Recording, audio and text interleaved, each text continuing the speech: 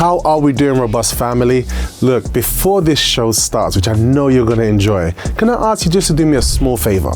I need all of you to give a robust smash to that like and subscribe button. Why? Because it helps us a lot. We want to get this material out there, and it makes sure that you do not miss a breakfast show beat on this Liberty Radio YouTube channel.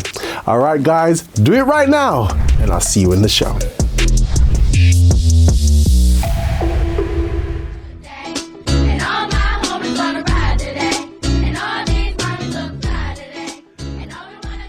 That's right, guys. That's the mantra of the show.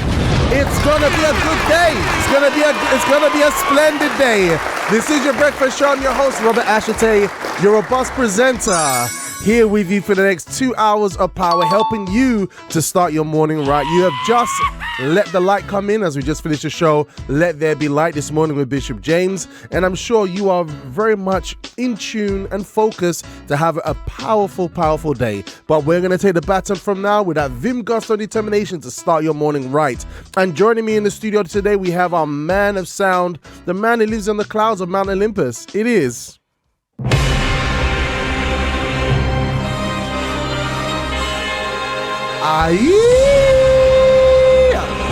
that was my war cry of gratitude, as we now give room for the one and only man with the chiseled bronze cheekbones. It's a Colossus. Good morning. Good morning, everyone. Hey, how you doing, dude? I'm doing good, yeah. Yeah, you cozy this morning? Did you have a cup of coffee? Do you drink coffee or tea? I mean, I know like you're an omnipotent being that lives in, above, but like, do you drink tea or coffee? Yes, sometimes I drink coffee during the breakfast show. Is it? But today I don't.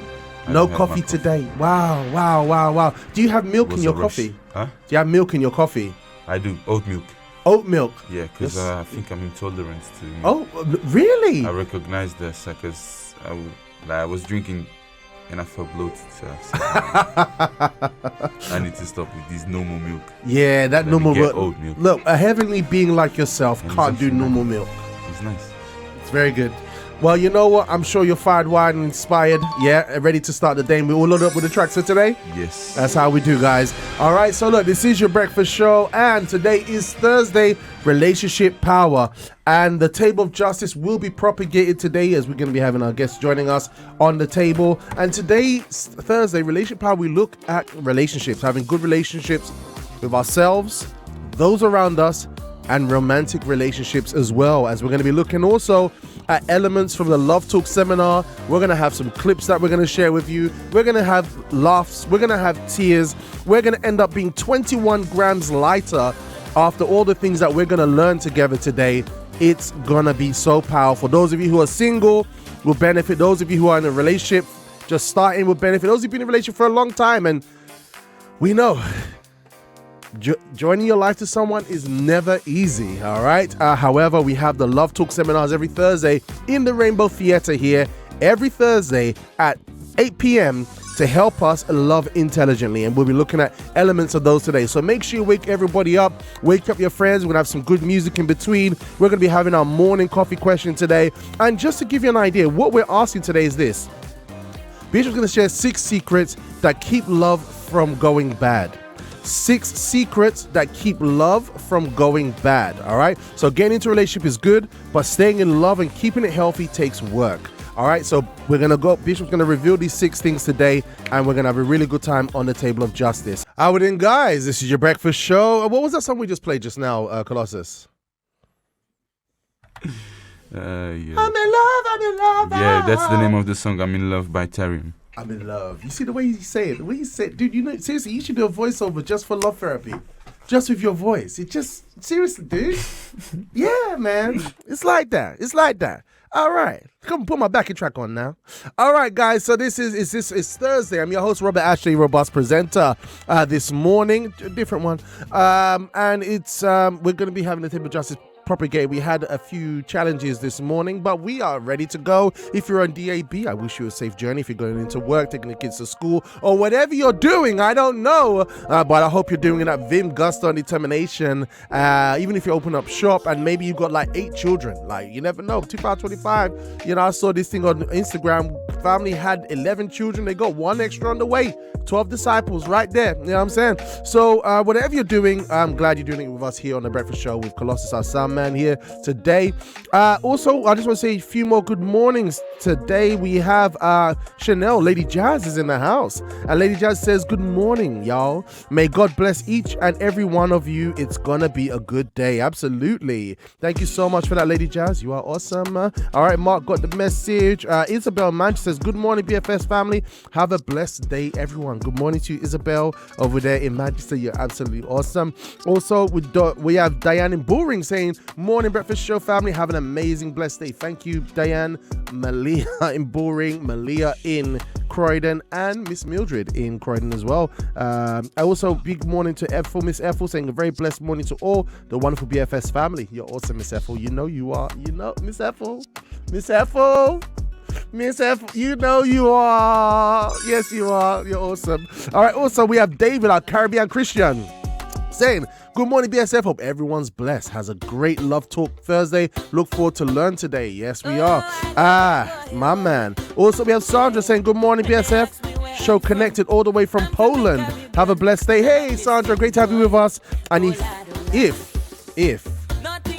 if you haven't joined the Breakfast Show broadcast yet, make sure you do. All right. This is the Breakfast Show broadcast number. It's +44 75 79 79 6845. +44 75 79 79 6845. All right. And just say that I'm into Breakfast Show broadcast. You don't miss a beat, because we'd love to know what's happening in Poland. That's what we do in Breakfast Show. We're all connected here, and this is a meeting place in the morning. So, speaking about meeting places, guys, we're going to our visual piece, our visual AI piece that we have on the Breakfast Show nowadays. And basically, this is going to be quite interesting because it's called The Salt That Saves Love, okay? The unspoken truth. So see what you think. If you like it, comment in the live chat. If anything stands out, comment in the live chat if you're able to. If you're on DAB, I think you're just listening in and appreciate.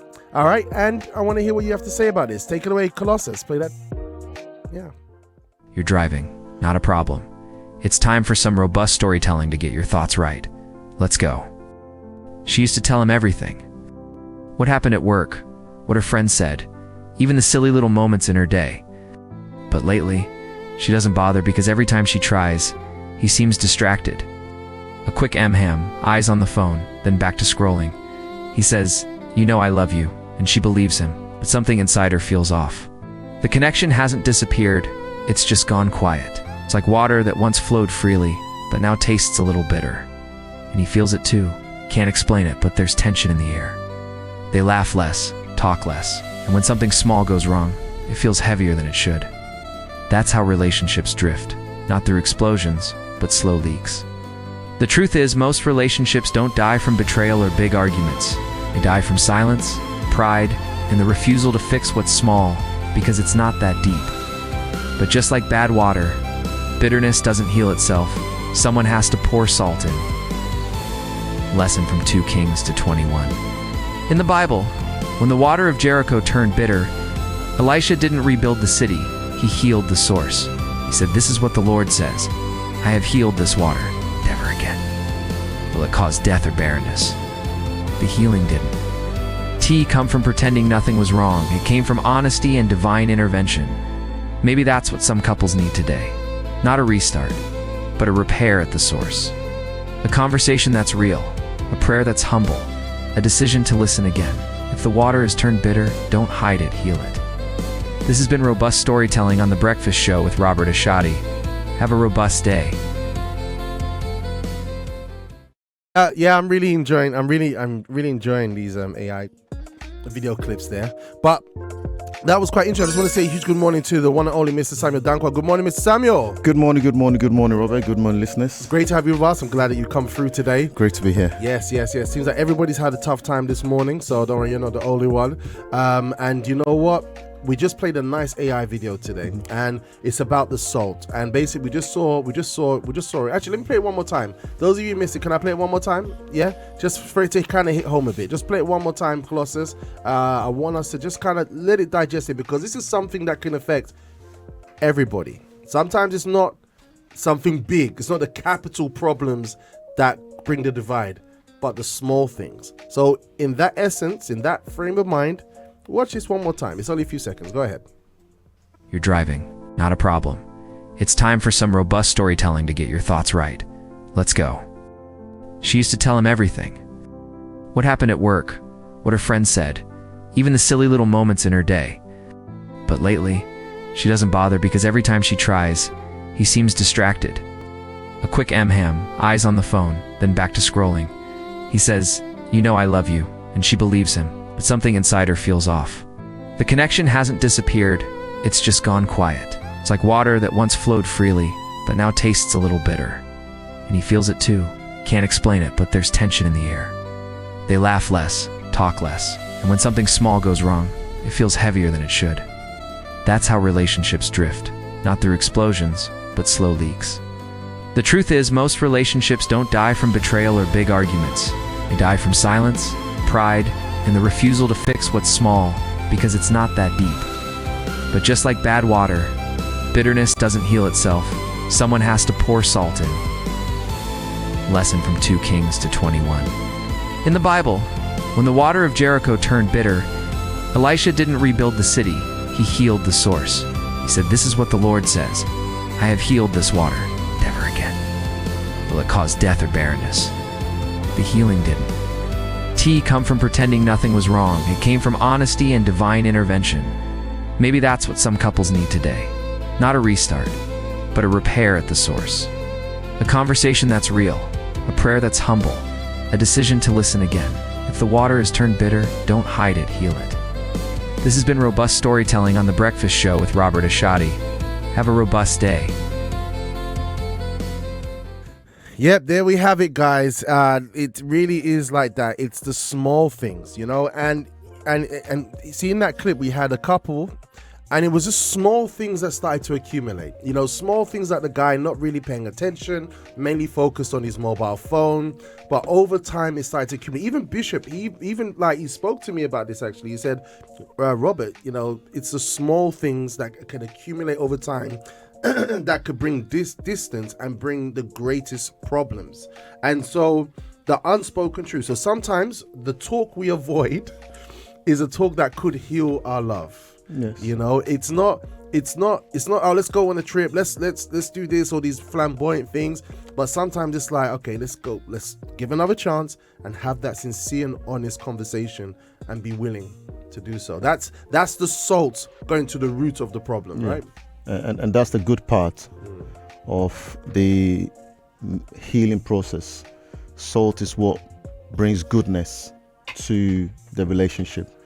So, like Bishop always speaks and says, you know, salt is something that is usually unforgotten. It's something simple, something that we ignore. Yes. But it's the very thing that brings flavor. Yes. And in a relationship, sometimes what you need is that those small little things that you used to do before when you were dating the person, when you were infatuated, you had that, you know, she had your undivided attention. Yeah. She had your affection. She had your respect. I would say respect. Okay. Yeah. So these little things that we put aside because we start becoming, I wouldn't say bored with the relationship, but it becomes mundane. Yeah.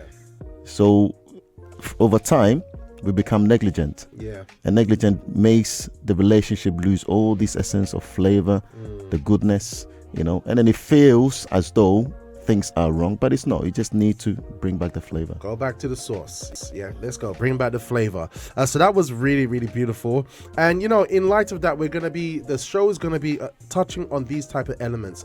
The small things that can set someone who's looking to get into a relationship and derail, spoil everything. And the small things for those who are in a relationship and can derail everything, can be a really big problem. So we're going to learn today. I want to say a huge good morning to the one and only Jules over here. Julia, good morning. Good morning. How art thou? Good. I'm very good. How Yeah, are you? yeah, good. You all prepped up after Let There Be Light this morning? Yes, I Yeah. am ready. Yeah, it's good. It's good to have you with us on the table of justice. All right, so guys, I want to give you a morning coffee question right now. All right, we're going to go straight into the morning coffee question just before we go to the timer. Oh, but before we continue, we've got a comment here in the live chat. So we've got, okay, oh gosh, it's really popping off. Okay, so we got Matthews. Matthew saying, good morning, BSF. Have a wonderful day all. Thank you, Matthews. Great to have you with us. And he's chiming in from Botswana. Lovely. We got Hope. I believe that's East London Hope. All right, East London Hope. I love that. Say morning, BSF. Good morning to you, Hope. We have Tatiana. Say morning, people. Them. Good morning, Tatiana. Uncle Rob, don't forget my friend. You chime in at what time? Are you on shout out, Father? Okay, and then we've got Chanel from Kilburn saying, the way AI said your surname I spotted that as well. in such a posh and elegant manner. Yeah, it just is what it is. Then we have Chanel saying, this is a very important message. Lack of communication and silence is the scariest character to have. Lack of communication and silence, indeed. It's the opposite to relationship, right? You relate with each other, but then you have silence, and it's so easy to happen, because I honestly speaking, I'm a person like you see this Julius is like, he's gonna do that again, isn't he? he's gonna start opening his heart to listening. like, I'm a person that, for example, and I've had this kind of mindset where, like, if I explain once, okay, I explain twice, then I explain 3 times amicably, and after that I'm going into the book of Malachi. So Malachi, there was like, I'm not mentioning it again until we get to Matthew. So I know I'm very much guilty of this, and the problem is that you are in a lifelong relationship, right? And so and the person's most likely not doing things intentionally, or maybe they're not getting it. There's a myriad of different reasons, I think, what was it? I was reading something that Bishop said recently, that something that you expect from the person, that you say, look, come on, we need to be like this. For them, it's like, there are some people who like more contact and more appreciation, more communication. The other person's like, yeah, you're cool, man, you're right. But they don't see it. They don't understand it, know? And that could be the challenge. Yeah, it is frustrating, but I do believe that silence sometimes is also good. It's needed. Like you said, you've said it once, you've said it twice, you've said it 3 times. Yeah, even the fourth. And the fourth and the fifth, and it keeps going on. And there's no reaction, there's no response, there's no change of course. But that silence shouldn't be completely silent, because that should give you the time to then turn to the referee of the marriage. That's it, yeah. So, in that sense, there's always communication, because a Christian marriage has a referee in between. That is God himself. Referee, mediator. So we can turn to him and find a different way, different strategy. Pray, seek strength to be able to continue, patiently trying to get the other one to understand what you're trying to. So for me, in a Christian marriage, the silence shouldn't be ultimate silence. That's right. It's not a time for you to go to God. Yeah. Because it helps you strengthen yourself, heal you, and also continue the journey. Yeah. That's Matthew, right? Matthew came up eventually. Yeah. Right? John the Baptist, what I mean? Matthew, like the book, because Malachi was like, God was like, go, if you give it to me, give it to your governor, see if they'll accept from you. Very good, very strong. So God was preparing a new covenant, a new way around. So he wasn't ultimately silent to neglect his people. He was planning a new path for us. That's it. There we go. And then the next page is blank in the Bible after Malachi. So God was like, okay, meditate. You have to. Right. And then he comes back, hey, the kingdom of God is nigh. All right, what do you think of all this, Jules? Jules? I think I have a lot to say, but I think even the example you just gave, that in the Bible there's that page that is just blank. I think in a relationship, that time is kind of for you, because, for example, let's say, okay, random example, but let's say I'm training someone. I'm teaching them, maybe they're not getting it, I'm helping them again and again, but then there comes that time where they have to be left alone to explore, to be curious, to apply what... Very good. You know? But if you never give them that time, it's like you're always looking over my shoulder. I don't have that time to almost marinate in what you've taught me, so I can't apply it. So therefore, then I think when you don't have that time, there comes this frustration of why you're not getting it. Because you've not given me the time to apply it. It's like you want everything in your pace, but I need that time to understand, to process everything. Very true. Very true. So we got an example here. Here's the Bible. By the way, this is the Bible. This Bible, hey, fella. This Bible here is the Bishop's Bible. Is the Bishop's Bible with Bishop's commentary, and we're going to do a prize draw for it tomorrow. All right, and everybody who's listening via DAB, because we want to know what the reaction like is in DAB, we want you to call our helpline, which is 0207 686 6000. That's 0207 686 6000. Send with your name, with where you listen from, and obviously your contact number, so we can get back to you if you do win.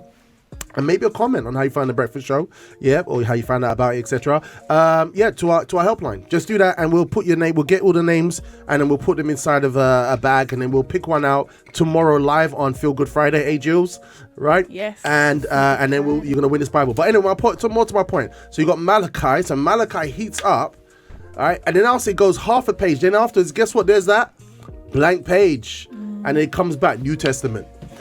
There we go. So that's a good analogy. So next time we go through the Bible, just remember that, and obviously that New Testament is like putting the salt, coming back, giving that space, like we said here, and then dealing with the issue again, giving the person time to think. Beautiful. I love that. Okay, so we've got here Tola. Good morning, BSF. Have a blessed day. Good morning to Miss Tola over there in Peckham. Every time I see your name, I see your eyes just looking at me. Because I was in Peckham one time. Tola's like, and I was like, hey, what's going on? She's like, you don't know me? Like, I'm taller, right? I'm taller than her, but she was looking up at me and I felt so small. I visually, I don't know, I should have gone Specsavers, but she's like, and I felt like, But anyway, good morning, Miss Tola. I will never forget again. All right, I will never mix up everything. Jordan says, good morning, breakfast show. Good morning. All right, so guys, we're going to go for a time, but before we do, I want to give you our morning coffee question for today. So, Jules, I know I should have gone Specsavers, but you're still young and your eyes are still. I've literally got glasses next to me on the table, so I'm not much better. But at least you got them. I need to run to Specsavers. Go ahead, girl. Alrighty. All right, what's the morning coffee question for today? It is: do you think social media has made people care more about being admired than being authentic? How has that affected how you see yourself and the opposite sex in general? All right, guys. So did you get that? So we're talking about salt. We're talking about being transparent. We're talking about being real. All right, today on the show. And one of the things that have affected people's opinions, how they approach relationships, how they see the opposite sex, how they see people, is social media.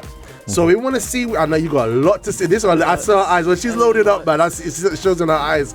So we're asking the question, do you think social media has made people care more about being admired than being authentic? How has that affected how you see yourself and the opposite sex in general? All right. So I know there's quite a few things in there, but navigate it how you will. We just want to hear from you. Send us a voice note onto the Breakfast Show What's Up line. What's the number, Jills? +44 75 79 79 6845 +44 75 79 79 6845. See, I looked like I was having a spasm because I thought he was going to switch the camera over to you, okay. and I looked like, and it'd go to you, but I was looking, I was just like, I was shaking my head for no reason. But we're good. This is how we roll. All right, guys. So I hope you got that. Send your voice notes through. Send your messages through. Doesn't have to be too long. All right, and let us know your thoughts. All right. Do you think social media has made people care more about being admired than being authentic? Let us know why. And how has that affected how you see yourself and the opposite sex in general? This is very, very, very important, and we want to know what you have to say. I'll put myself in there already. It has influenced me. Oh, it has. It's influenced me a lot. Definitely. So, look, this is me being authentic. This is me being authentic. All right, this is me being authentic. So you don't have to act like, just give us your opinion, your thoughts. That's what we want. It's your breakfast show. All right, back to the morning coffee question. All right, so guys, let me hear your thoughts on this one. All right, we've got some comments here that have come through. We've got here Isabel. All right, Isabel, Mr. Roberts, share the video, please. Okay, I will share the video. No problem. We've got David, our Caribbean Christian. Let's see what the brother has to say. Take it away. Well, for the question, I think it has made people think and react in a way to be admired just by reading the comments. Okay. Comments from what they get on social media in the comments from a photo that a person posts. And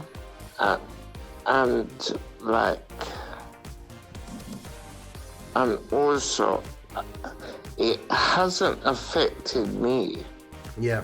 It hasn't affected me because if someone posts a comment, I'll be like, okay, thank you. and thank you. And then move on with my day, to be honest. Okay. And that's it for me. All right. To be honest. All right, brother. Yeah. All right. All right. Yeah, but he's saying he does see that people do look to it to be admired, and it affects their ego. Yep. Right, when they look in the comment section, I think it's unavoidable, right? Because you know, when you hear something positive, but then the worst thing is when you get negatives and you put stuff out there, and you're like, why are you saying that? You put stuff out there. You have to be ready. You have to be ready. Even if you're posting something positive, you have to be ready to receive something negative, because that's just how social media works. And you put something out there. It's like if I go to work, right, and I put myself out there as customer service, and then people critique my customer service. I put myself out there. Yeah. As soon as you publicize something, you're welcoming everyone to share their opinion. Boom. Drop it like you put it out there.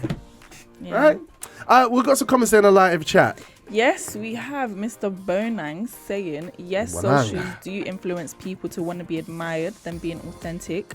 He also says people don't mind faking a lifestyle on social media just to get followers and likes. And it has also influenced him, for example, because there are slangs that he sees on social media that he has adapted.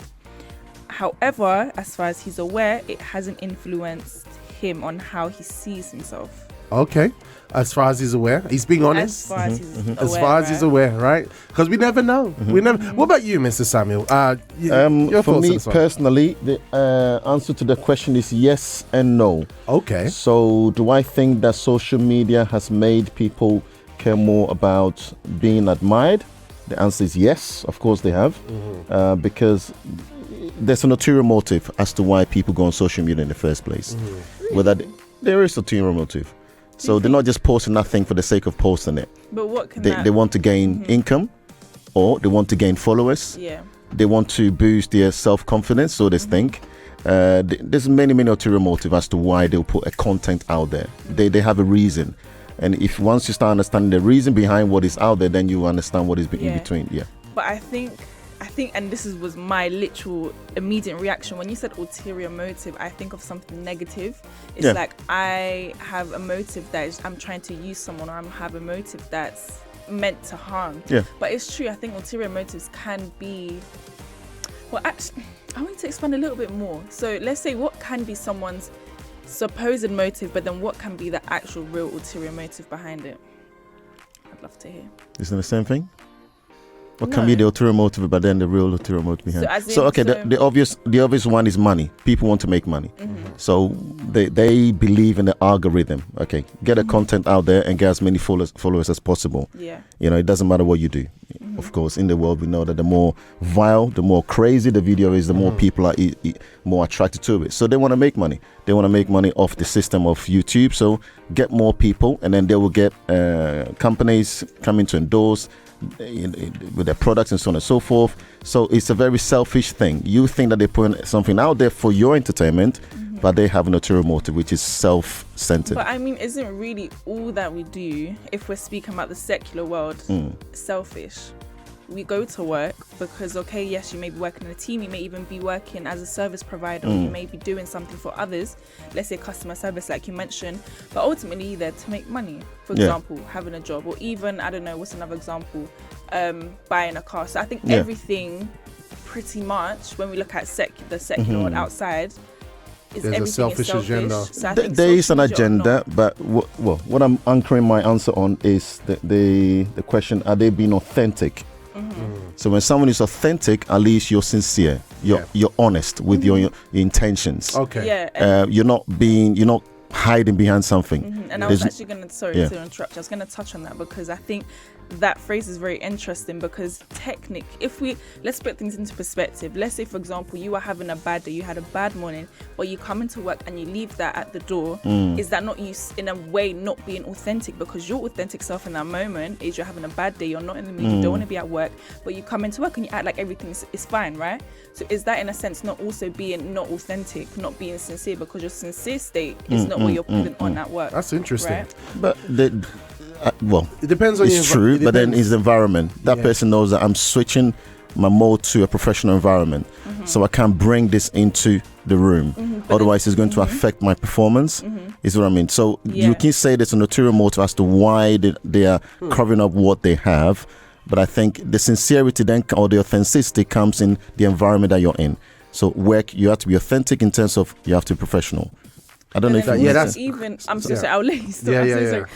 Even social media, but that is somebody's profession. You know? No. We're not disputing. That. We're not playing down anyone's profession. But the question is, does it make us become? Do we use it as a tool to be admired, and allow that to take away our authenticity? And you see what I mean? So the ulterior motive. You're creating a caricature that's not really. It's not really you. Right, that's not really you. So, because I know someone personally, right, who literally went as far, just because they were in the limelight, they literally believed in their made-up name. They literally changed their voice, right? Wow. Even we did training, like in presenter training. There are presenters who are not themselves, right? That was even spoken to us, and so people can carry it. Everyone now is like a celebrity because of social media, and so maybe they can maybe this is more common, that people are presenting themselves as something and they carry that into their reality. There is the lines are blurred. You know what I mean? There's no sense of, okay, I have to be professional and upbeat to pass energy because I've got 30 minutes to deliver this presentation. But it's a thing of they think they are one and the same. Or then you've got, I'm delivering this presentation, but this is how I am. I'm not acting.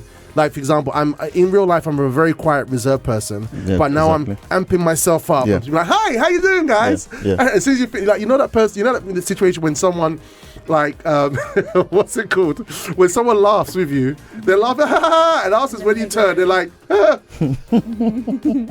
it's like, what? But anyway, then afterwards, like, has it affected you?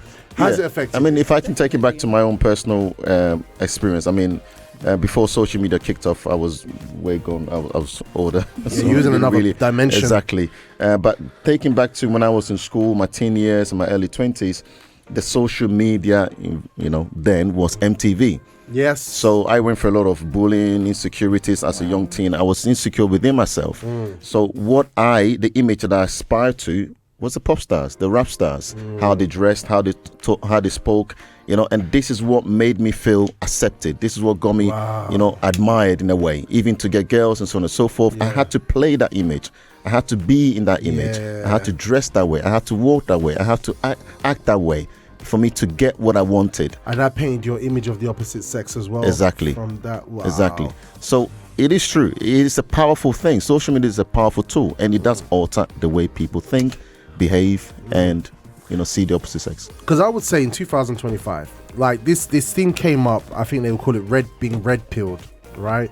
When in 2025? No, sorry, 2024. Like there's this whole red pill thing, like from the Matrix, and you start becoming more. It's supposed to be in line with being more conservative, but also I can't explain it. But there was this whole thing about women not being taking accountability and you know, just kind of supposed to be based, like bringing us back to common sense.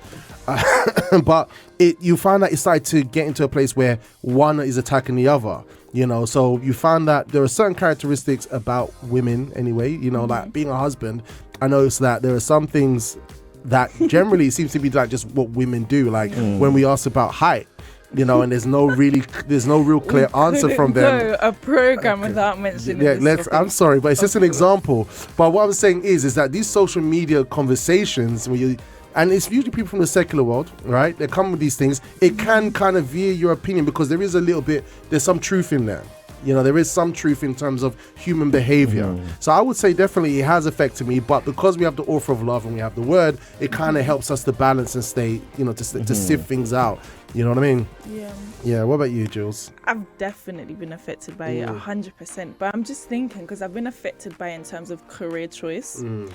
But I'm trying to think of identity-wise how I've been affected by it. And I think for a while I held on to my value and my worth coming from what I can offer people rather than who I am. And I think social media definitely promotes that idea, because even the whole thing of doom scrolling, for example, is you're seeing people for what they're doing, but you're not seeing them for who they are.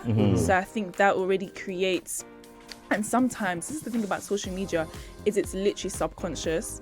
You would find yourself scrolling on videos, seeing, let's say it's talking about, I don't know, being more blunt in the way you speak. Okay. And then perhaps you're in a situation 2 days after, it's not because, I remember this video, but because that's what you fed your mind. That's right. Now you snap. So does it affect the way you see the opposite sex? As a young lady? It does. But in a sense of, because, and I think I try to clear my social media from seeing secular men, unless it's for like business or people that, you know, are sane, not people that post crazy pictures or whatever. But I think because I've seen those type of images on social media, now I'm very careful with how I allow my eyes to see secular men that I don't have to be involved with. Whether it's, you know, whatever, work or friends or family, That's whatever. Interesting. So yeah, I think it's made me more cautious, because it's like social media shows me stay away from this, although they're doing the opposite because they're sending it so much. But the more I see it, the more I'm like, gosh, I don't want to. Interesting. That's very, very interesting, because like this whole red pill thing, right? You've got certain characters, I think, you know, that become very prominent as like male figures, you know, but then when you see their lifestyle, it does not align with the Christian lifestyle. You know, but it's like actors, isn't it? It's like actors. They act on stage for a reason, but behind the cameras, they're different. They're who they are. Yeah, they're putting on a character. Yeah. See, so this is interesting, guys. So let's look. So look, we have to be mindful. We have social media. We have all different types of things that can influence our behavior, the way we see the opposite sex, and this is why it's important to love intelligently, guys. All right, literally, we have the love therapy every Thursday at 8 p.m. here in the Rainbow Theatre. And if you're in another country, right? Sorry. If you're in another country, definitely you can find out the one closest to you. We've got a comment here from Dalton, and he says it's true. Best thing to cut off social media, but use solely for business purposes. Cut off Instagram, etc. Nearly 2 years ago. Best thing I did for my mental well-being. No, honestly, it's so true. So true. Chanel says this very quickly. Good morning, breakfast family. How are you all doing? I hope you're all having a productive day. So the answer to the morning coffee question, I would say that I'm definitely confident in, you know, terms of myself and social media. I do know for sure that if I was on social media before my faith, I probably would have cared a lot about how people see my image. So compared to now, where I'm very confident within myself. And I remember there was a situation where throughout the time of my faith and my relationship with God, I realized I had insecurities, and I really wanted to focus on my character, my confidence, and overcoming the insecurities, as well as my relationship with God. And I even shut down my social media completely to take a break from all of that. And then when I worked on myself, another one that took a break, and then I put back on my social media, I've seen a big difference. So yeah, I'm the type of person that whatever I post or whatever people see or don't see, I'm not too worried about that because for me, when I post anything on social media, it's probably about my social life and, you know, inspirational messages. So I could say that I'm definitely confident on that side of things. And in terms of the opposite sex, I don't know if I'm getting the answer correct, but I am very cautious on what I post because maybe the opposite, as a single person, I have to conduct myself. And I know that if I ever get married, I have to conduct myself on social media as well. Yeah. So in terms of the opposite of sex, I know that there are males that are looking at my social media. So whether I'm single, whether I do get married, I do learn to conduct myself in a way that is appropriate. So that's the only thing I can think of.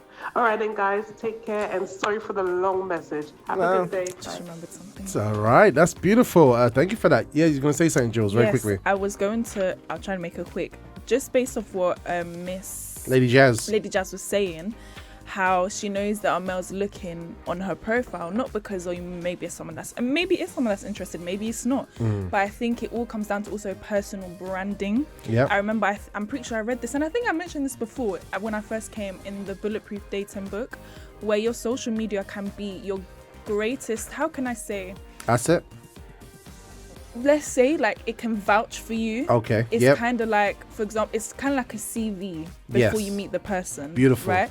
And that's the scary thing about social media, that if you post the wrong thing, that can be somebody's whole impression of you completely destroyed. Strong point. All right, guys. Yeah, so this is good. This is very good. But here's something very interesting in line with the morning coffee question. Basically, Harvard found 73% compare online. Okay, so people basically, because of what they see online, they found that 73% compare themselves to other people online. Pew found 59% say it changes dating expectations in the Pew research. So online has a big impact on people's thoughts, opinions, the way they see the world. That's why we need a detox, guys. Dalton said it, Lady Jazz said it. We've got to detox ourselves, all right? So it's very, very important. And one way to do that is through what we're learning here in the Love Therapy. So we're going to go for a very short time out right now. When we come back, we're going to be showing you a nice social clip about who do you get advice from. Actually, you know what? I think I'll play it right now. Yeah, I'll just play it right now. All right, where is it now? Where is that guy going? There's it. There. Oh, sorry. Let's go for that one in there in the middle, the blue top. That's it, blue top. There he is. Blue top. There he is. All right. And who do you get your advice from? All right, social media online, it's very loaded. All right, and after this, we're gonna go for a timeout for our second breather. But I want you to think about this. Check this out, guys. This is from Jimmy. I like Jimmy. Thanks, Jimmy, for this. Hey, just a quick interruption. I know you're enjoying the show, but don't forget, if you haven't already, robustly smash the like and subscribe button. Do it now. Do it now. Hey, thank you guys for coming today. Yeah, what's up, bro? So I just started dating this girl. She is amazing, and I just don't want to screw it up. All right, I know exactly what to do. I am an expert at this. Okay. So first you're going to think about your needs, your wants, your desires. Yeah, now bury them. I'm sorry, what? Yeah, shove them way down deep. You want this to work? You want to not be abandoned? Then their needs take priority over yours every time. Okay, so how do I go about setting boundaries so that I'm not neglected? What's a boundary? Wow, terrible advice. What you need to do is be hot and cold. How so? Like, enjoy spending time together. Be affectionate, be playful, have fun. Show them that you're into them. And then pull away hard. No. Yeah, ghost them real good. Why? She got too close, bro. She was smothering us. She wasn't smothering us. She was stealing our independence. I could feel it. Clearly, it's smarter to just be hyper aware of any threat that she's leaving you. You think so? Yeah, use her to cover up your own insecurities and fears and ask her for constant reassurance that she still loves you and isn't gonna leave. So needy. And when she occasionally forgets to text you back, assume the worst and send her like 25 texts and missed calls. That's how people know you love them. That doesn't sound like love. That would scare off even a sane person. Don't be crazy, bro. Let's not forget, distance equals safety. Right? You can't trust people. They've hurt you too bad in the past.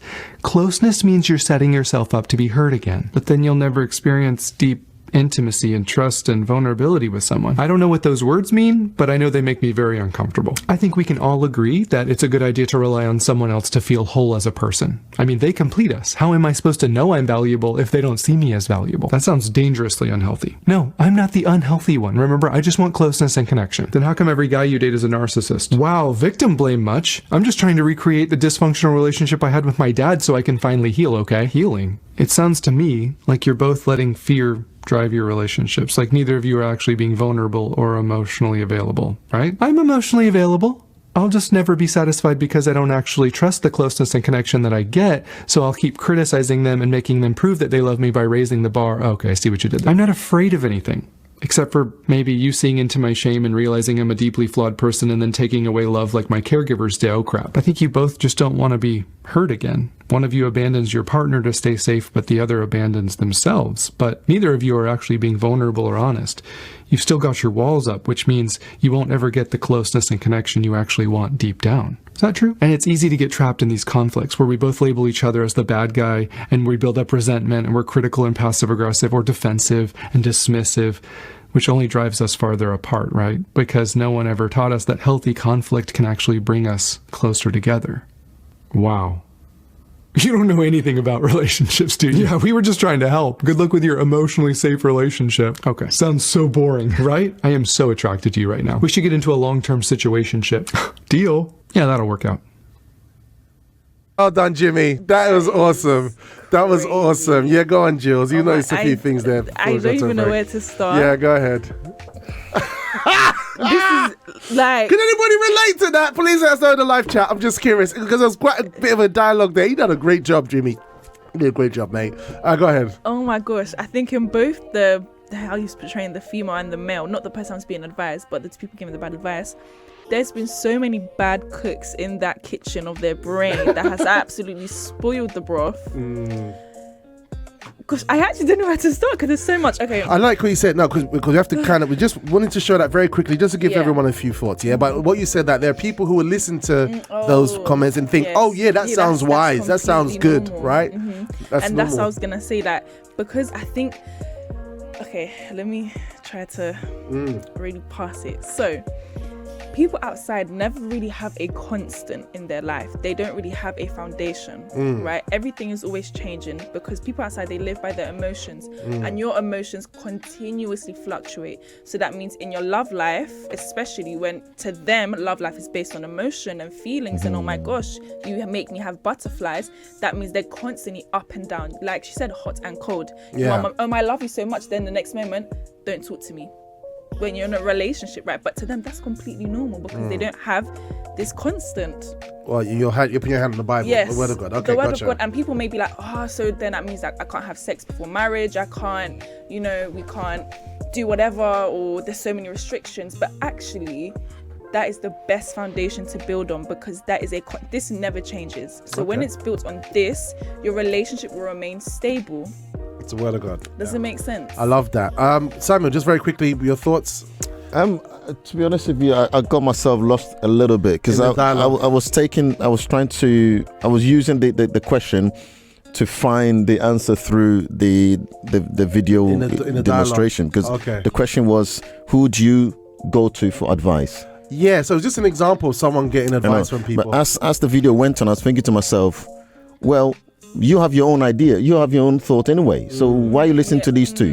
And in the end, he's the one that actually spoke sense. So the only thing I get from that is that sometimes just trust your instincts. Yeah, I think what Jimmy did is he kind of like gave examples of behaviors that people have, and then he because he was a guy like you said, Jules, like these people already have been through stuff and they have things in their head, and so he's coming innocent, like I think I found somebody, and probably and probably was going love therapy to shreds.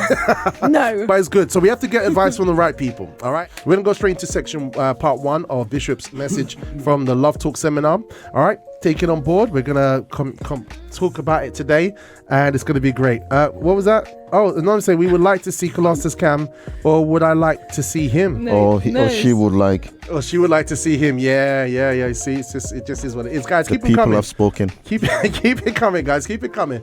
Let's go into part 1 of the Love Talk seminar. Now prepare your heart for this, guys, because you know how it goes down. Take it away, Colossus. In 2 Kings chapter 2, we'll have the verses here on the screen. Verse 19 says, "Then the men of the city said to Elisha," please notice, the situation of the city is pleasant, as my Lord sees. But the water is bad, and the ground is barren. And he said to them, "Bring me a new bowl, and put salt in it." So that they brought it to him.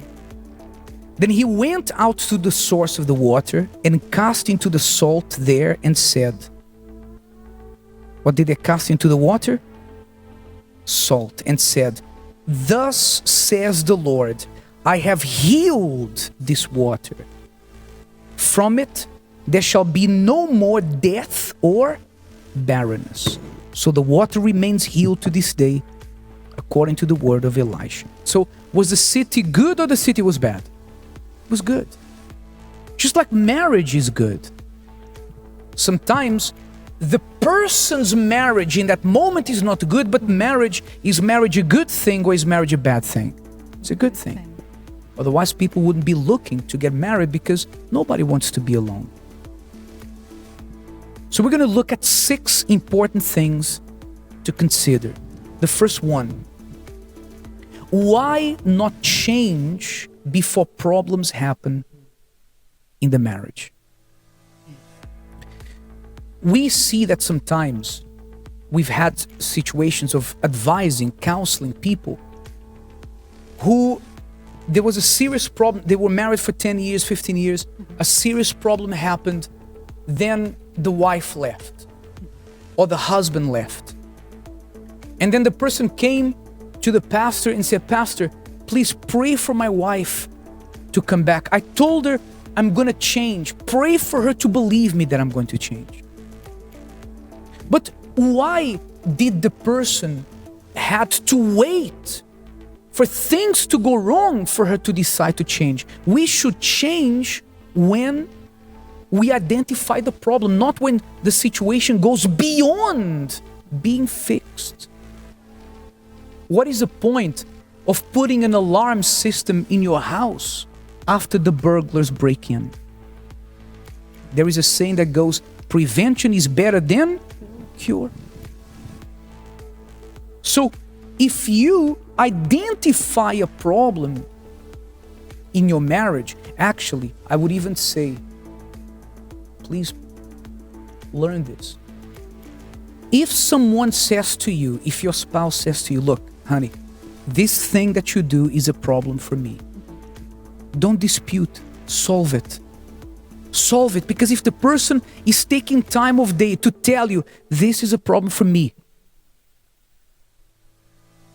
solve it. Don't wait for that to become even a bigger problem and then it's too late. Yes, good evening. And it's the small things, we often even see in the movies, who hasn't watched a movie where there was a separation and then the lady or the man, "Oh, I'm going to have a makeover, I'm going to do this, I'm going to do that, I'm going to invest in myself." Couldn't she have done that while she was married? That goes for everything. And the thing is with changing is that people only want to change what they think they have to change. But we need to change what the spouse tells us to change, because they are like a mirror. And most of the times, you will not understand. The person is pointing out something to you, but instead of you being humble, when I say you, I'm not attacking anyone here, you know what I mean?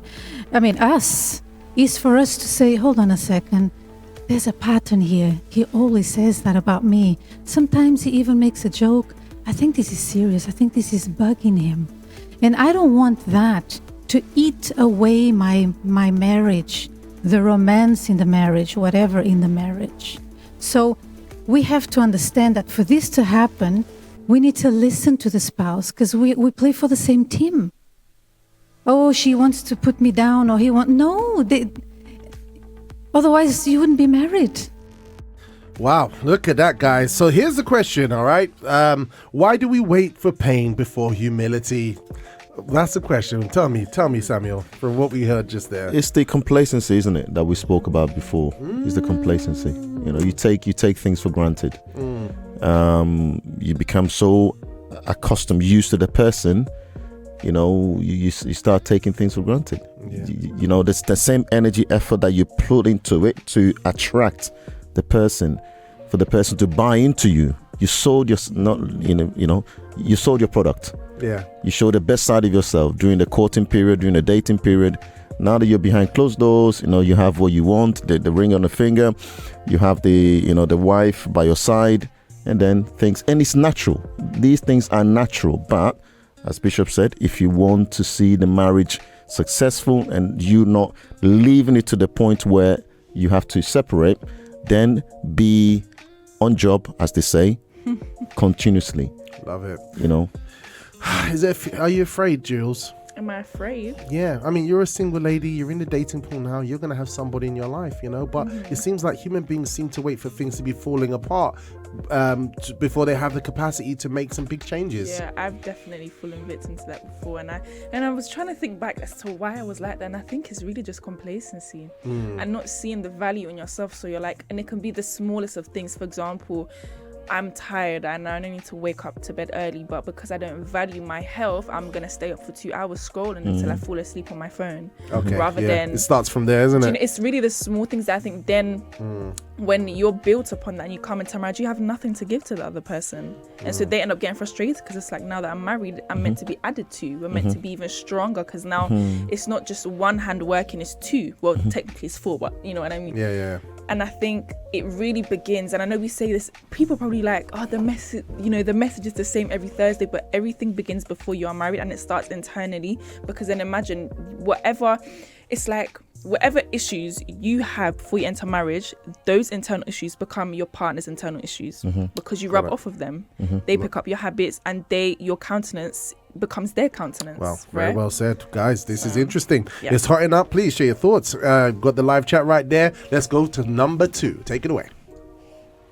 Imagine if everyone was like Pastor David Nzuruba, right? Or like me, or like, the world needs people like that. The world needs people who sometimes you look at them and you see they're so happy, that makes you happy. Not that others who are not dancing are not happy, but some people, they externalize all their joy. And sometimes you complain that your spouse is not a certain way, is not another different way. Or, Bishop, I want my spouse to be more, more focused, more this. But maybe your marriage already has one person who is focused. It doesn't need another person who is focused. It needs one person who's more relaxed. And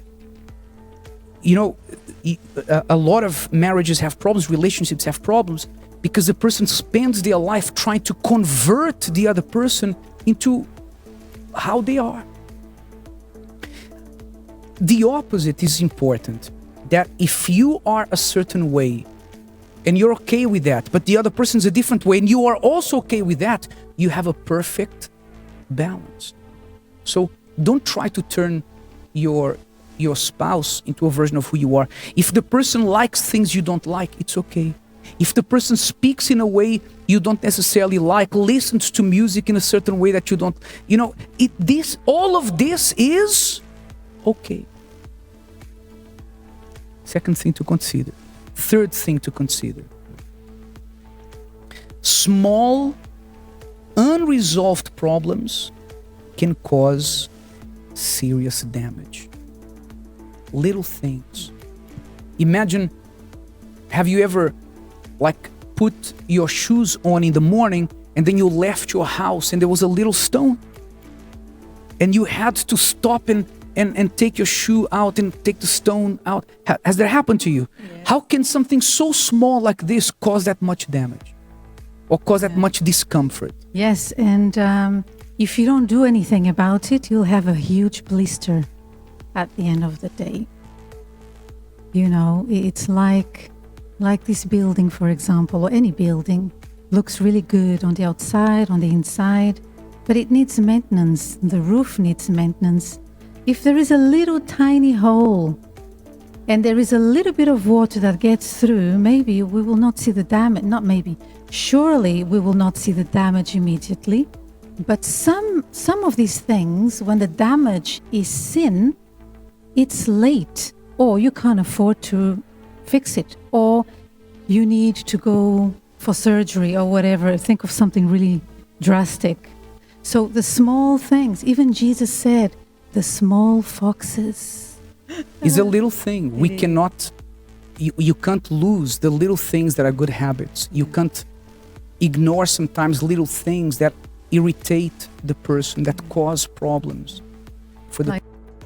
All right, that was really, really interesting right there, because we had two things that came up. The first thing that Bishop shared there was, that we actually fall in love with the differences, and then we try to delete them later. Wow. Right? We see the person, we fall in love with the difference. That's what makes them swoon, that swoons us towards them, and then we try to delete them afterwards. And then after, the next thing Bishop said was basically that what was it called? The other thing was small problems comes up again. I mean, it was two key things there.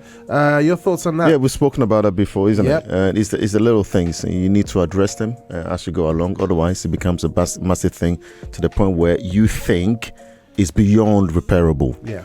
You know, one thing I like about the scripture that we used, we can see that even when the situation became dire beyond repair, God was there to be able to bring a solution. So in a Christian marriage, God will always be there, to make sure that it doesn't get that bad. If the couple's willing. Right? If they're willing. Because, if they're willing. Yeah, because sometimes, you need to get cooperation from two people. Yeah. And literally, I would say that it's the small things. I definitely attest to that. It's not the big things. I'm not going to go out and rob a bank. I'm not going to go out to a nightclub. I'm not going to go and do anything like that. But it's the small things on a daily basis. And remember, it's till death do you part. Yeah. That they become the big monsters under the bed. And it's not easy, right? So the small things, and then there's trying to delete the things that you fell in love with in the beginning. Self-sabotaging. I think we had an episode on this, that infatuation stage. Yes. That little quirk they have. Oh my gosh, they're so cute. Well, they have a laugh. But then after, it's like, Yeah. because you're past that, oh my gosh, butterfly, and you realize this is actually, I find really annoying. Yeah. But because I was so infatuated, my feelings were all over the place. Yeah. I find it cute, but now. See, this is why we've got to love so much. intelligently. We've got some comments there in the live chat. Yep, we've got a lot. Oh gosh, go on, fire. Yes, we've got more people advocating for Colossus Cam to be back. Then we've got Anonymous saying, in my experience, when you are in a relationship and you are both in it 100%, everything works. Oh, It's beautiful. when one person stops caring, loving, then you have problems. Love No it. matter what you do, it won't help. Then I'm not sure if the same person, but someone else also said, in my experience, Yes, when you are in yeah. a relationship and you are, same thing. Yeah, the repasted. Same thing. Okay, cool, fantastic. All right, so look, guys, it's hotting up now. We're getting some powerful pearls there, and I think this is very important for those of you who are single going into the relationship. Look out for those small foxes, that moment of disregarding, that moment of those little things that we don't consider to be great. Look out. That's a great lesson already. I'm just saying that personally. I'm just saying, man. It's the small things, especially if you're of God. If you're of God, you want to focus on the big things. Like, okay, let me be careful of this and be careful. It's the small things, man. The devil gonna be in the details. All right, so be careful of that and then deal with it. All right, let's go to the next one. Number 3. But anyway, communication, I think, really helps resolve the little things. Small unresolved problems. Okay.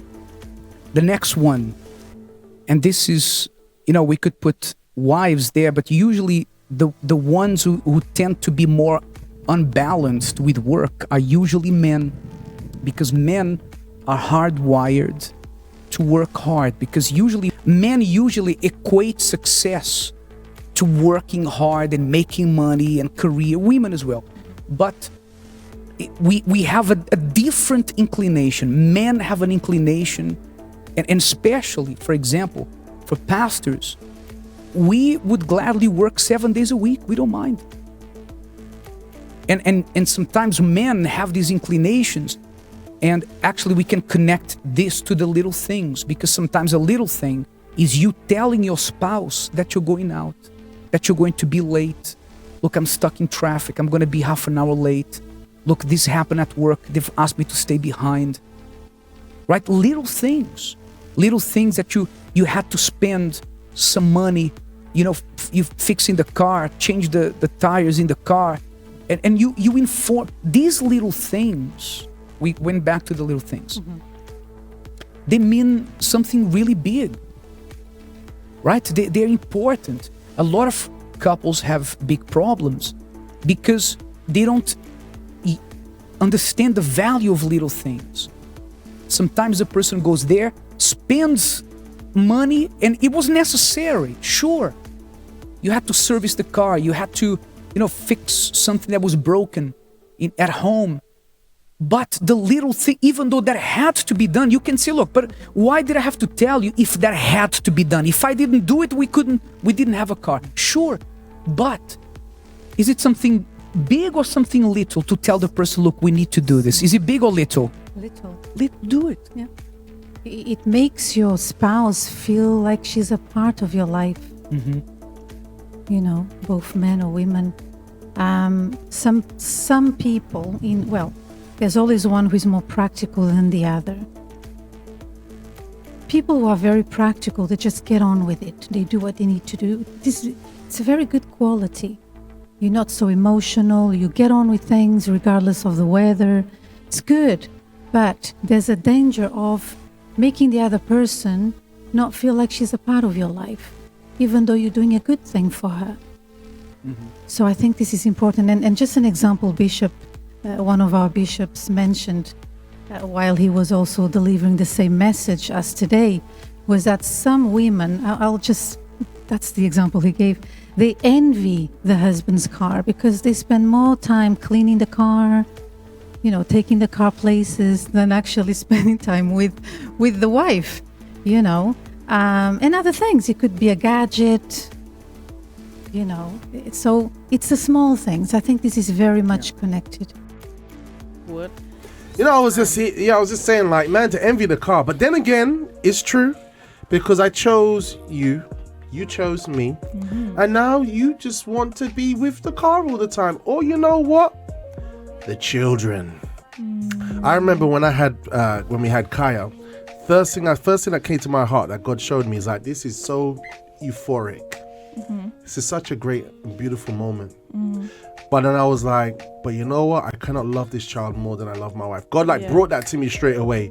And you hear about this, right? You hear where couples they give so much energy to the children, and then the relationship breaks as well. Yeah. So, working hard towards it. You're saying some stuff, Jules? Quickly? Regarding the car, that it's not the car that a woman envies, because what can I envy? A piece of metal for, right? But it's the time that car gets that she envies, because like, the car is a tool. For example, and if I was the husband, okay, maybe I just bought the car. maybe I just want to sit in and just admire, wow, I actually worked and this is now mine. So bring the wife into it. Maybe go on a car ride. Okay. Put the wife in the equation. It's not always about removing what you like to do, whether maybe like your car so much, but bring your wife into that. Make her feel appreciated, even if she's like, oh, I don't even know what the exhaust pipe is like. Maybe she knows nothing about cars, but just the fact that she's included, that will make her feel so appreciated. But this whole thing about, why you have to be in my business, right? You're married. You're literally one. What do you mean by your business? Nowadays, that's like, oh man, that's so toxic. Like, why you have to mention what you're doing? Like, what you doing with your money? Like, why do you have to talk about that? Gosh, he's so evil. He's such a bad man. That's the culture. Now, when we spoke about social media and stuff online, right? That's the culture, right? You are the villain if you work together and you feel that necessity to be like, look, this is what I'm going to make a big purchase. You're just talking in terms of finances. I'm talking finances, because Bishop was speaking about working hard, right? And and so there's those dynamics, you know what I mean? Yeah. And so these things that Bishop's saying in the secular world, especially online, is deemed as being wicked, evil, or you're ruling over the person. You know? Do you get what I'm saying? I get what you mean. Sam, do you have anything to say? No, go ahead. I was going to say how I think it really comes down to the mindset of the couple towards money. Because some people see it as money is the goal. Some people work 3 jobs until they die. Like that's... Other people see money as a tool, you know, okay, now we're going to apply ourselves, we're going to work together as a unit, because money will be our tool to be able to take, because yes, some of the stress from marriage comes from internal factors, but other factors come from physical things. So, what was I going to say? So it depends on how the person sees money, because perhaps the wife, of course, there comes that part where it's like, you know, you're working a lot, the wife will miss you naturally, because, you know, that's natural, but if she understands, okay, my husband is going to work, if she doesn't work herself, because he's providing for us, and also that money will be a tool for us to maybe take a trip that will allow us to grow closer just by ourselves. You know, just an example of seeing she money sees the bigger as picture. a tool, yeah. So, but you have a joint vision together. Yeah. So, yeah. Beautiful. All right, and here, so do we neglect the person we claim to be working so hard for? It's an oxymoron. Yeah, because like what you just said, like we're actually doing that, right? So I'm hustling, you know what I mean? I know there's many times where I've had to like go out there and I'm like been on mission mode, right? Doing stuff in the evening and date. It's been crazy. Why? Because I need to make sure everyone's okay. You know, this one's not working, maybe because of health reason, whatever, got to take up the slack, you know? But we give energy to work. But the thing is, at the same time, we've got 24 hours in a day, you know? And one thing I learned, especially in the VYG, is that because you've got 24 hours a day, you can dispense energy anywhere. You can dispense energy to see how your days go, and you can, you know what I mean? You can be very intentional in that, right? Yeah, I think it's healthier to look in a way of I'm working hard not for them, but for the marriage, for the family, not for me. So when you see the bigger picture that I'm working for all of us, then you start then considering their need, their feelings, their intake. And that's why one of the Bible verses that I apply in my marriage is, unless 2 are in agreement, they cannot walk together. So whatever I do, I want to do, I make sure my wife's in agreement with it. We make sure we are in agreement with everything. So if we both buy into one idea, then we're walking together, you know. So yeah, fantastic. All right, so the problem is not what's going on, it's about agreement at the end of the day. Because life is life. Life is life. Imagine the payments for the bills this month is 3,000. But why not you only make 3,000? And the other is something's going on. So guess what? You have to make the 3,000 plus, because there are other things beside the payment just to leave a roof over your house. You know, so I think it's about agreement, right? And obviously, with time, you can work towards something better together. Yeah, exactly. That's how it goes. Because 2 are better than 1. Sorry. I got a clip for you guys. I think you're going to like it. I got a clip for you guys. Those of you on DAB, and you're listening right now, I got a clip for you. And basically, it's about what we're talking about. So you got overworking, and then you got like the person pretending as if like their finances belong to themselves. You, like, your money is our money, and my money is my money. Check this out. Yo, babe. Yes? Why do you have another bank account that I don't know about with $47,000? We've been struggling. What's up? That's for a rainy day. A rainy day? The last 7 months was a rainy day. I'm laying on a car note and I barely have enough to pay rent. That's on you. So let me get this straight. My money's for everybody in this house. For the kids, for the groceries, for your nails, your hair, your toes done, the car, the house, everything. But your money is just for you? Yes. I can't. Look, I'm here struggling, picking up extra shifts, got another job at the warehouse, doing DoorDash, Uber Eats, and you gonna do this to me? You got $47,000. It's been a rainy day, so you can't help me out? You got me. Whoa, what's wrong? You're yelling at me. Oh, I'm sorry. You made all these promises when we got married. You said you was gonna buy me a house. I know. Hey, I'm sorry. I just Okay, I'm sorry. Okay, I'm sorry. Come here. I'm sorry for And you're just worried about my little money that I'm saving for a rainy day. Little money? It's about $47,000. Stop the cap. So, look, we about to go to the bank. You about to help me pay some of these bills, all right? Come on, let's go. Fine. Yeah, there was a lot happening there.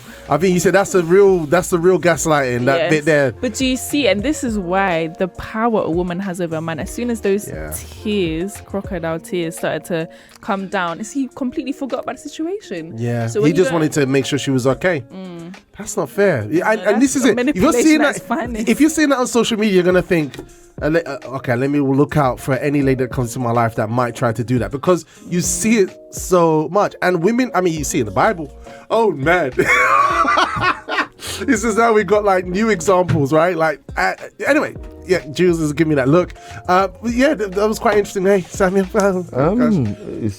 For me, it was very uncomfortable to watch. I'll be honest with you. Yeah. I'm thinking, this actually is real. Though I know this is sketch, but I know that a lot of people are going through this. Yeah. Both men, both women, could be both sides, are very selfish when it comes to money. Yeah. Because money is power. You don't really know what a person came through before you met them. Yeah. So that's why it's important that you really have to bring God into the equation to understand the person truly before you say I do. Because I get it. She's doing what she's doing because she thinks it's for a rainy day. There could be evil intention behind it. Yeah. But when you see your husband struggling, working 4 jobs, I mean, if that is the case, then you have no reason to complain if he's not giving you affection, if he's tired, if he can't spend time with the children, if he's not around. So what is your intention again into the marriage? If you're making your husband to work so hard, you have the money there, and you're seeing him literally killing himself, and yet you're holding on to the money for a rainy day. Yeah. What if he dies? Yeah, that's someone who's not in agreement. I was gonna say, it's giving someone that has a plan B, has that ulterior motive. Because if you literally see your husband practically, I don't even know the term, and you have all that, he's like shooting yourself in the foot. And and just holding it in secret, right? And he found it, so he didn't know. He had to go and look for it. So imagine what other secrets. See, maybe she got. Remember that clip we saw earlier? Maybe she got advice from the mom or someone like that. The friend, girl, save your money. We got some comment here. Where we at now, Jules? Okay, go ahead, Vernon says that our differences bring color to the relationship. Absolutely. He said it's good to work hard, but work should never replace your partner. Definitely. Beautiful. He also says it's very dangerous to think that what's obvious to you is obvious to your partner. Very good point. Very good point. And he's just laughing now, saying this video has just influenced how I see the other gender. That's right. See what we mean? All right, guys, let's go for number. This is slot number 4. All right, take it away, Colossus. Let's keep it going. The next thing to consider, lack of communication causes distance. Again, communication doesn't have, just be careful, because a lot of times people think of communication like these long conversations. For example, there's a reason why we do the love walk. How often? Not twice a year, not 3 times a year. Because those conversations are good, but they don't need to happen more than once a year. But other little conversations that take 2 minutes, 3 minutes, they're important as well. When you share something with a person, you share. When we were doing the meeting with the man, the IntelliMan here on Sunday, we told the men, your wives are your best friends. If something is happening at work, if a woman is hitting on you at work, tell your wife. Tell her, look, this woman is hitting on me and I don't know what to do. And if a woman sent you a message, a suggestive message, a message trying to talk to you, what should the man do? Show your wife, look at this woman. Look at what this woman sent to me. And then you can block the person, delete, but show her, because this is what? Communication. Because if you don't do that, maybe you block the person. But if she finds out that this happened, you didn't tell her, it's like you were hiding something. Communication. And the last point to consider, have open, we already spoke about communication, but have open lines of communication and say no to what? To lies. And this has to do with you being a person of God or not. If you're born of God and you are of God, lies do not come out of your mouth ever. In fact, if you are born of God and you do not lie, the person who's with you trusts you 100%. The problem is that if you lie, and not if it comes to the surface, but it will. Sometimes you see in the news, they find out about lies after the person had died. This afternoon, they fired a politician. Don't know if you heard about this, because they found out that he wasn't truthful with certain things that he had disclosed about his past. People, do you believe in the Bible? Who believes in the Bible? Do you really believe in the Bible? The Bible says there is nothing hidden that will not eventually come to light. So you lie, or you say a half-truth. You leave work and you go and you go to play poker with your friends. But so that you don't have to tell your wife that you went to play poker, on your way to your friend's house, you go to Tesco's, you buy a chocolate bar, took you 2 minutes, and then you spend 2 hours playing poker. And then your wife says, what happened to you? I went to Tesco's. Is it true? It's not a lie, but it's not also what? True. That's a half-truth. That's as bad as a lie. But Bishop, if I tell her, she won't let me go. Don't go. That's what marriage is about. Don't go. Because maybe she knows that environment for you is going to be bad. Don't go. Don't go. If you agree on something, good. But lies, half-truths, they destroy relationships, destroy marriage. Please don't go away. That's right, guys, don't go. I think it's good because your partner can usually see things that you probably didn't see yourself, right? But in this, change up the music. In this day and age, literally, put LL Cool J, please. In this day and age, it's a thing of, it's like you are controlling. If your friends are around, it depends what type of friends you have, and you say, look, I'm coming late, my dear, okay, or you know, and all these things, they look down at you like, are you really a man? Come on, man, you know, you really wearing the trousers in the relationship. But then they're the same ones with a broken marriage at home, so who's really the one to talk? Indeed. So what you were saying is that these tools that Bishop's sharing with us are really, really, really important. We're not going to get it anywhere else except from God's inspiration. You couldn't even pay for this kind of marriage mentorship elsewhere, because you can't buy this. Like, no one can replicate this. You can be and you know what's so funny? People outside that do this whole, you know, mentoring and all these things, but are not, you know, they don't follow God. Somehow you always see that what they say is based on this anyways. That's right. So stop going to the middleman, go to the source, because they will give you this with a bit of their own opinion, this with a bit of their own thoughts. But when you go to this, you even get better results because this is raw. You get you get like the raw products, like the 100% pure. You know, you don't get, it's like 75, but then the 25% was made from whatever, you know. But yeah, so just throw that in there. So just to kind of wrap it up, so we had the six points, right? So we had respect. Oh gosh, I think I've got a sheet missing. But let me just start from here. So handle small things before they cause big damage. Don't be a workaholic, right? Communicate transparently. No lies, no half truths. And what was the first one? The very first one. The very first one was change before the crisis. Yeah? Yeah. Change, don't change before. So, guys, if you would like me to prepare these 6 tools, I'll put it into the Breakfast Show broadcast. Just request them. But yeah, so I mean, overall, those 6 points to consider are really powerful, eh, Sam? Yes, this is the salt. This is the salt that we speak about. This is the remedy. This is the medicine to all of life issues. You know, things that we easily can neglect, we can easily overlook, but it's what keeps the marriage healthy, and it keeps it going all the way till the end. But it's important because people say they don't believe in marriage, right? And the fact is, marriage is a word. Yeah. But it depends. It's a word. It's just a word.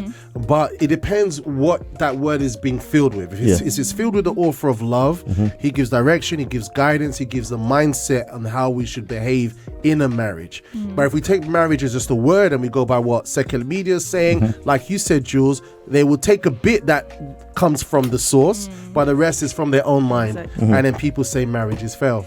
Marriage is good. Marriage is good. But as you said, marriage is a word, and the word is spirit. Love it.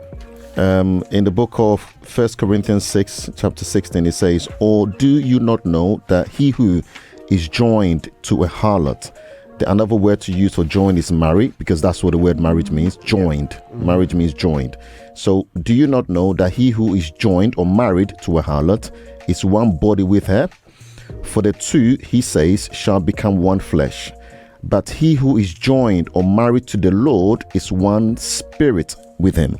Wow. So when you have a relationship with Jesus, you've married Jesus, when you're joined with him, you've given your life to him, then, and subsequently your spouse also has done the same, then whatever problem you go through in your marriage, you have the Lord with you to tell you how to overcome it. Exactly. So there's no way for divorce. There's no way for failure. And here's the other thing. We're going to get a little bit mathematical here. So if you're joined to the Lord and she's joined to the Lord, then the things that the Lord hates, you will hate. Yeah. You will both will Naturally. hate. You will understand where they're coming from, and you'll be thankful that you're showing this, and that's how we both improve. Yeah. So guys, we have to choose who we're with. Because Jesus will never divorce his church. Yeah. Wow. He will never divorce. Drop it like it's hot. Jules, how was it for you today? Yeah, Really good. Yeah. Loved it. I think after this, because I hadn't, if I'm honest, I must confess, I hadn't been going to love therapy for a while. Had some other priorities, and sometimes I'm just I'll go next week. But I think after today, I'm definitely making a return. Not because I liked this discussion, but because you, especially if you're single, you have that one chance to get your love life right. You don't need to go after divorce, etc. So if you can get it right the first time, definitely do. Yeah, and if you're single and you're crying, like, because those of you, those of us in the UK, winter is coming. Where's my blanket? Where's my blanket? Where is it? I need to find someone. Yeah, and you're probably feeling anxious or in despair, but you know what? You can see just by what we're learning, there's lots to do before you get that somebody.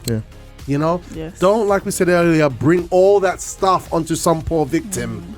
All right, and then say, oh my gosh, they're so difficult. No, you didn't do you first, right? But do it with the author of love.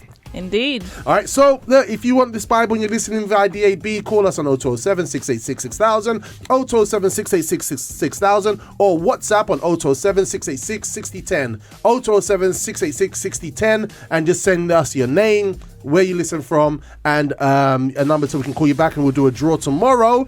All right. Other than that, guys, it's been a great show. It's been great being with you guys today. It's been great. If you got email, you want to send us an email to talk about the program, producer@libertyradio.co.uk, producer@libertyradio.co.uk. Send us an email, any comments, any thoughts on the program, or you can message me on the Breakfast Show WhatsApp line +4475. No, too many numbers. But if you got it, you got it. All right. So many people know the importance of communication. Please share these 6 points. I'm gonna save them for when I get married and practice them starting now. Exactly. When we can keep. And Bonang, make sure you're on the Breakfast Show WhatsApp line, so send a WhatsApp message. The number's on your screen, because I believe you're on libertyradio.co.uk, and those of you on DAB, you're awesome. I hope you reach your destination well. Yeah. Gonna break into a rap. That's how we roll. Ain't no coming back. Actually, we are coming back tomorrow, right? Yes, Feel Good Friday. Feel Good Friday. Gonna get some cinema tickets away tomorrow, guys, and surprises. Yeah, so make sure you're tuned in. There's gonna be a lot of calling in and all that kind of stuff. That's how Feel Good Friday works. Other than that, see you tomorrow. Same breakfast time, 8 a.m. Same breakfast channel, libertyradio.co.uk. 10 o'clock is gonna be a matter of faith. And I'll be back at 12 o'clock. We'll be co-hosting with Reese and Bijou for Where You Going. All right, guys? Until then, ciao for now. Bye. I really hope you enjoyed this episode of the program. We have a lot more episodes covering a lot more themes on The Breakfast Show. And guess what? Your experience can be even deeper and more interactive because we are live weekdays from Monday to Friday, 8 a.m. to 10 a.m. on libertyradio.co.uk. On that Liberty Radio platform, we have a whole host of other inspirational material. As well as that, we have our breakfast show in the mornings. Check it out. There's a live chat, there's a video feed, and you can get up to date on all the breakfast show antics and fun, vim, excitement, and all that kind of crazy stuff that we love to enjoy. This is Robbie here, Robust Presenter, and I hope to see you live and enjoy the next one.